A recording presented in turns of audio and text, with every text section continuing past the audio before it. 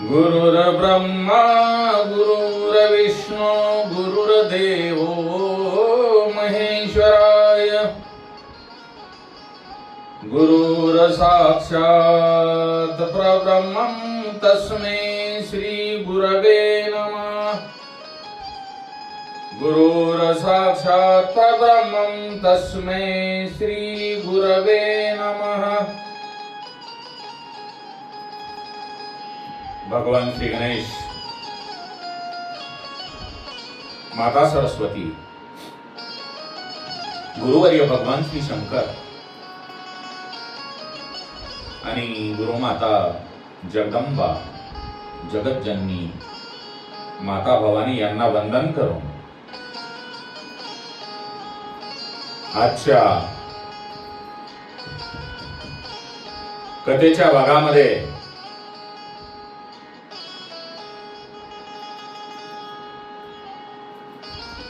आपल्यासाठी आऊट हा शब्द नवीन वाटत असेल, परंतु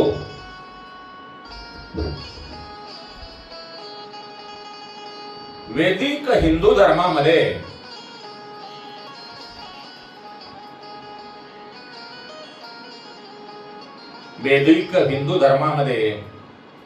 आऊट म्हणजे 3.5 आणि 3.5 अंकास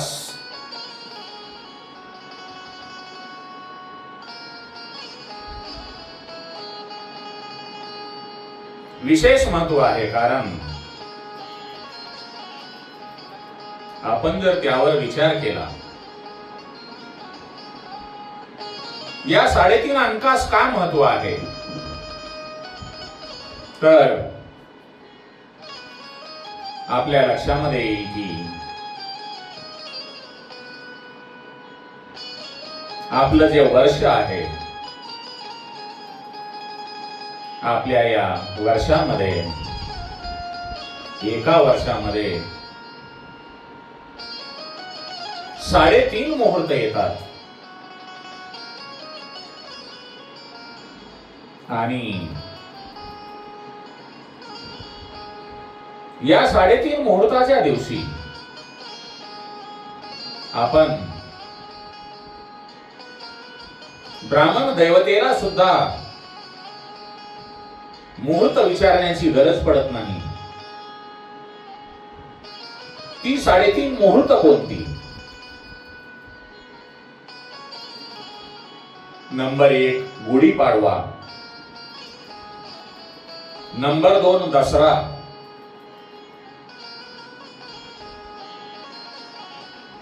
नंबर 3 दिवाळीचा पाडवा आणि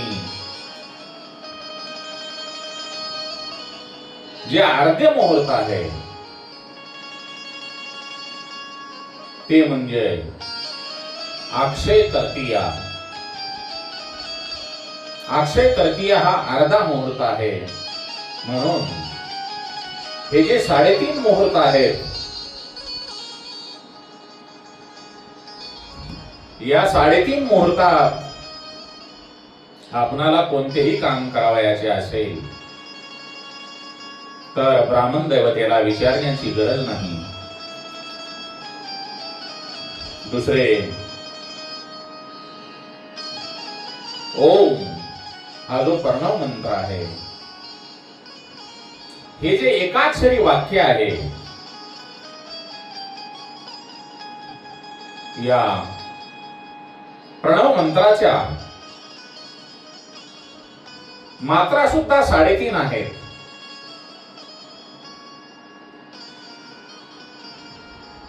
त्यामध्ये माऊलींनी आपल्या ज्ञानेश्वरी या काव्य संग्रहामध्ये एक सुंदर ओवी रचलेली आहे, ती म्हणजे देवा तू अक्षर अवटाविये मात्रेशी पर, श्रुती जयाचे घर गिवसीता हाती। माऊली यांनी किती सुंदर वर्णन केलेले आहे.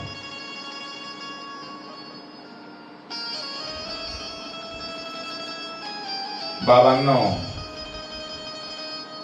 प्रत्येक माणसाचा देह हा त्याच्या हाताने 3.5 हात आहे. त्यापैकी 1 इंच सुद्धा जास्त नाही आणि 1 इंच सुद्धा कमी नाही.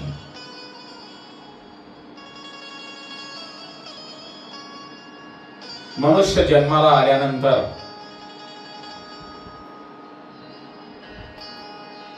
आणि तो पूर्ण अवस्थेला पोहोचल्यानंतर त्याचे शरीर फक्त 3.5 हातच असते, ते त्याच्या हातानेच. म्हणून 3.5 अंकाला किती महत्व आहे.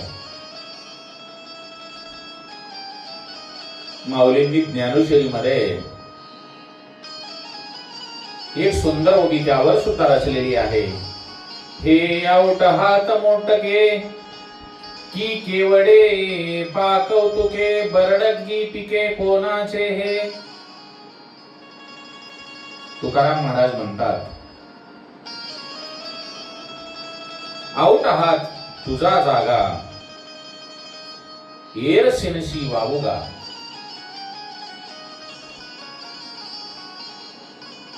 या जगामध्ये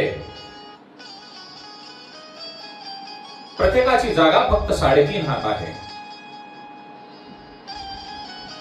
आपण थोडासा जर विचार केला तर या देहातून आपला जीव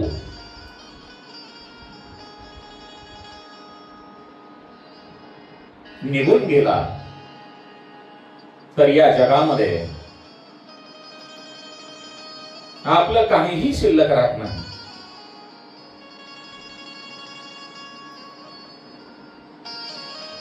बळीराजाकडे वामन अवतारामध्ये देवाने 3.5 पग जमीन मागितली होती.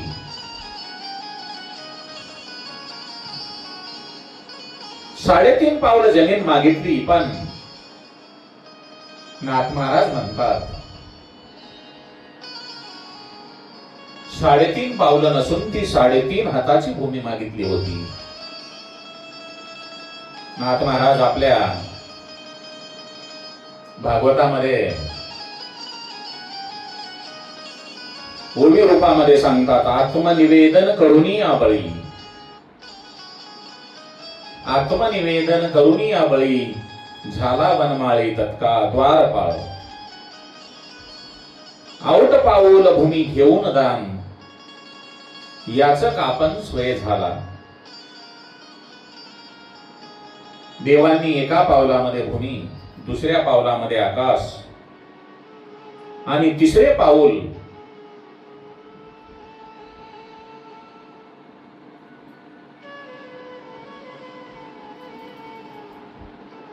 बळीराजाच्या डोक्यावर ठेवले.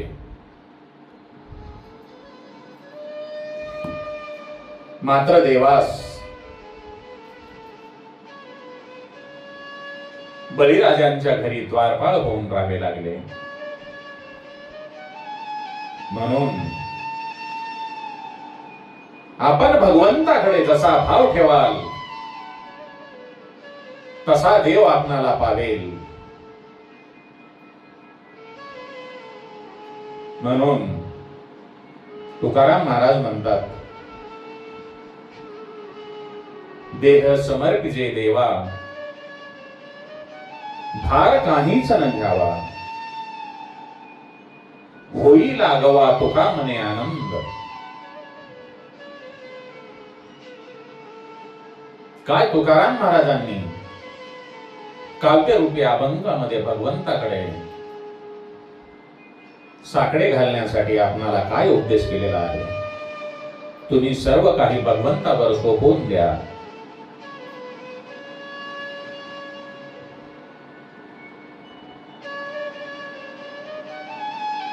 आणि भगवंताचे नाम संकीर्तन करा. नाथ महाराजांच्या उक्तीप्रमाणे आवडीने भावे हरिनाम घेशी, तुझी चिंता त्याशी सर्व आहे. बाबांनो, आपल्या हातामध्ये काहीही नाही, आपण काहीही करू शकत नाही. जोपर्यंत आपल्यावर भगवंताची कृपा होत नाही तोपर्यंत आपण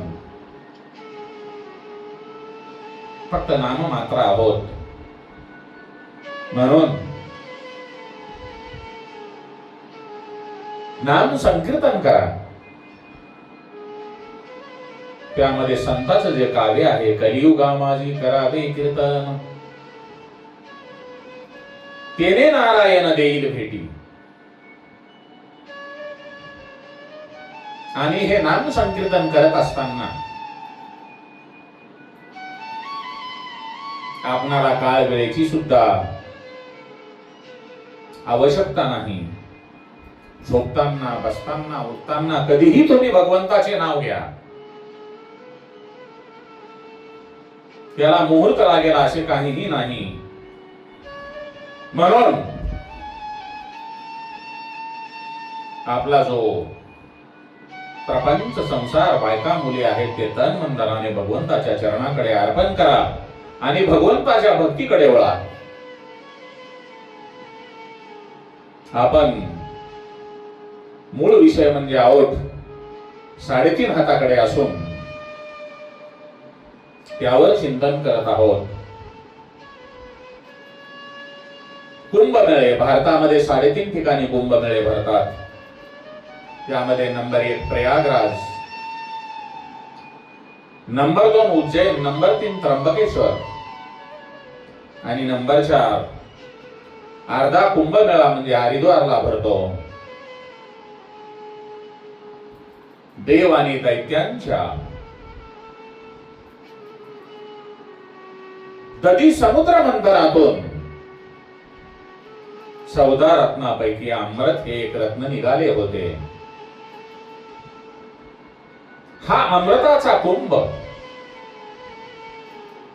भगवान श्री हरी महाविष्णू नारायण यांचा जो दूत आहे, यांचे जे वाहन आहे गरुडजी महाराज, हे ते कुंभ घेऊन जात असताना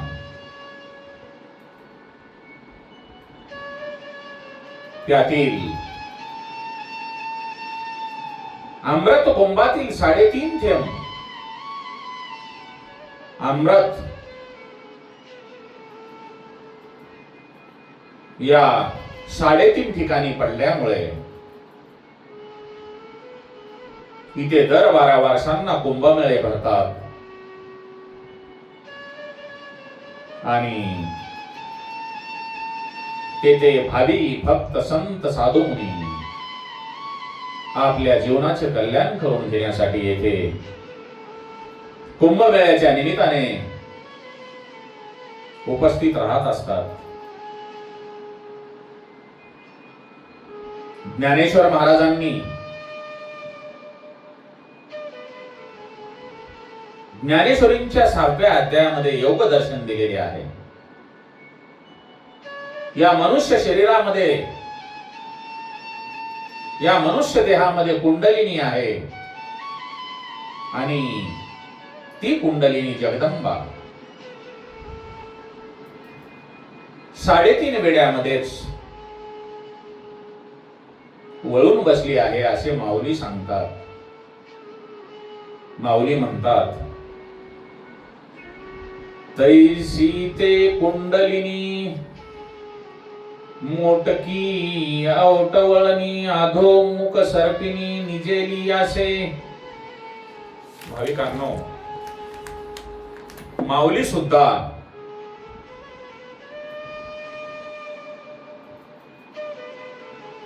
आपल्या ओवीमध्ये तेच सांगत आहेत. म्हणून 3.5 या अंकाला किती महत्व आहे. आपलं जे मनुष्याचं शरीर आहे,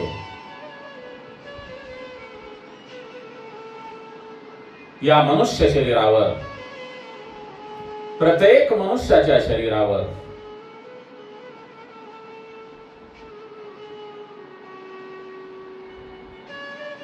3.5 कोटी केस आहेत. पण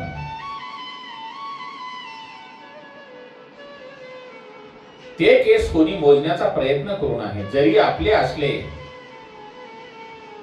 तर कबीरदासांचा एक दोहा आहे, 4 मिले 64 खिले 20 रहे, कर जोड़ हरिजन मिले बिह से 7 करोड़. जेव्हा दोन महात्मे एकमेकांना भेटतात ते प्रथम एकमेकांना आलिंगन देतात. प्रथम भेटी आलिंगन, मग चरण वंदावे. दोन महात्मे एकमेकांना भेटल्यानंतर प्रथम आलिंगन देतात आणि नंतर एकमेकाचे चरण कमल स्पर्श करून दर्शन घेतात. त्यांचे 2 हात 2 पाय एकमेकांना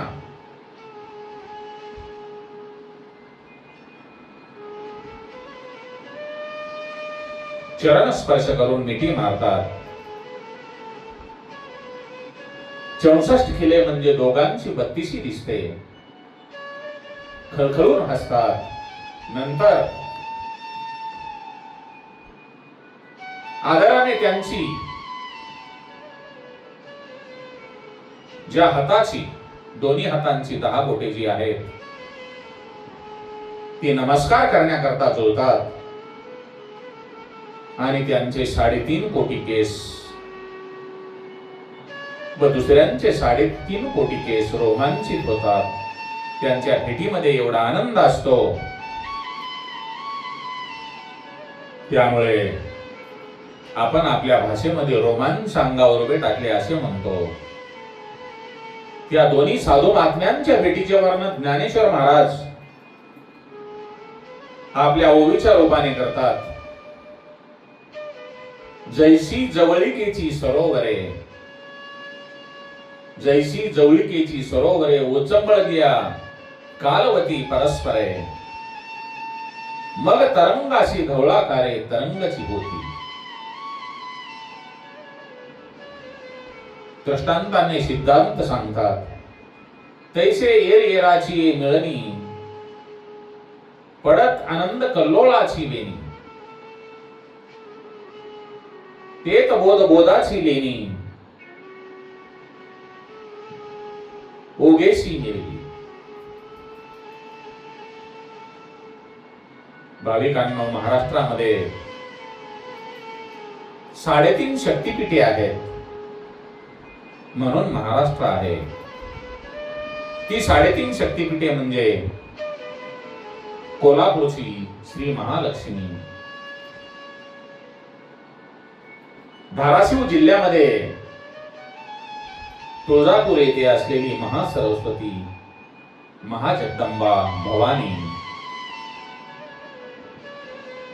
आणि माहुरगड येथे असलेली रेणुका देवी माता आणि अर्धे शक्तिपीठ म्हणजे सप्तशृंगी देवी जगदंबा. भाविकांनो, असे हे आहे औट अंकाचे महिमान. म्हणून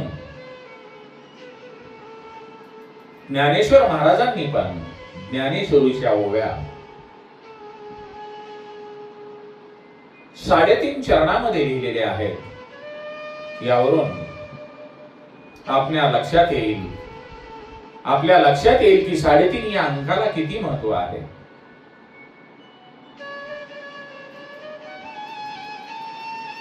म्हणून भगवंताचे भजन करा, पूजन करा. म्हणून भाग्यवंता घरी भजन पूजन, त्याची वाट पाहे रघुनंदन. नाथ महाराजांचा असा सुंदर अभंग आहे. म्हणून या कलियुगामध्ये जर आपणाला आपला उद्धार करून घ्यावायचा असेल तर सर्वात सोपे आणि सुलभ साधन म्हणजे भगवंताचे नाम संकीर्तन. परंतु लोकांना जी आवड झालेली आहे ती म्हणजे विषयाची. विषय विषयाचा पडिपाडू, गोड परमार्थ लागे कडू. कडू विषय तो गोडू जीवाशी झाला. चांगल्या गोष्टी आपणाला योग्य वाटत नाहीत, कारण आपल्या समोर असलेले, आपल्यामध्ये असलेले जे अज्ञान आहे, अंधकार आहे, त्यामुळे आपण वाईट गोष्टीकडे प्रवृत्त होतो. म्हणून वाईट गोष्टी बाजूला सारून संतांच्या सत्संगामध्ये राहून आपल्या जीवाचे कल्याण करून घ्या. श्रीराम जय राम जय जय राम. श्रीराम जय राम जय जय राम.